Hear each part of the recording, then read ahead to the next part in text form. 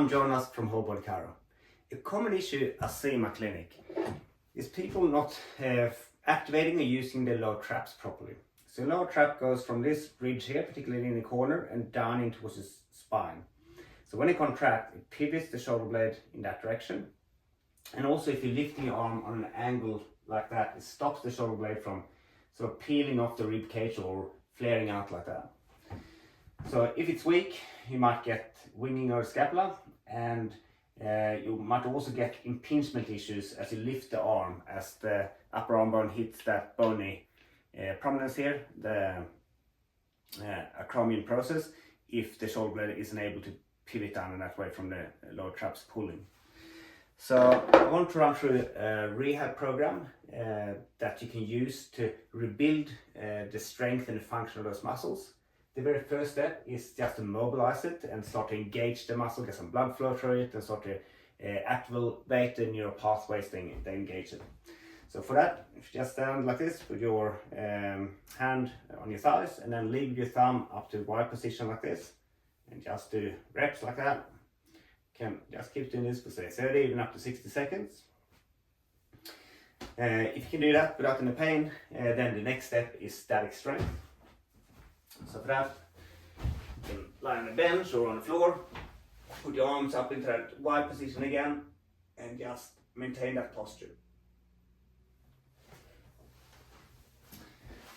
So say 20 to 40 seconds, a lot more load there when you're lying down, working against gravity. Next up, we're going to start to move the muscle under load. So starting with eccentric strength, which means that you're just resisting lowering the weight. So you can use a fairly light rubber band like this, bring it up to your chest, punch out to that Y position, and then in slow, controlled fashion, just lowering that back to your thighs, and do reps like that. So it's eccentric. If you wanted to do concentric with rubber band, you can do the same thing. So from that position, as you're lowering down, then you're punching back up into starting position. Just the reps like that. Or I personally prefer to use a weight bench for the concentric part. So have a bench like this, on an angle, then use some weights, and from this position, bring it up into that Y position, and do reps like that.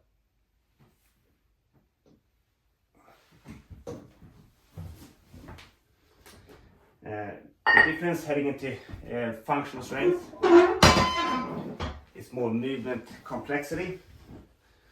So one way you can do that to start to engage your core a bit more, for example, is to sit, and to get that forward leaning position where you activate your lower traps really well, just spread the knees wide, push forward until you get a stretch in the inside of the thigh in your adductors, and from that position, once again, bring your arms up into the Y position for reps like that. Or if you're in a gym and you have access to the Roman chair,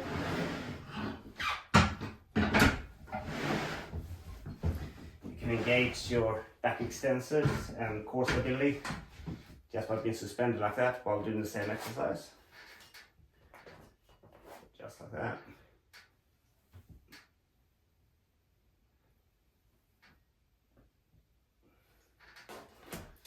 So you have it. The progression plan to increase the strength and stability in your lower traps.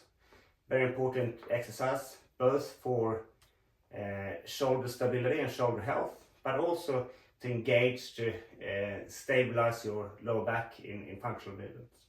So try that, and good luck.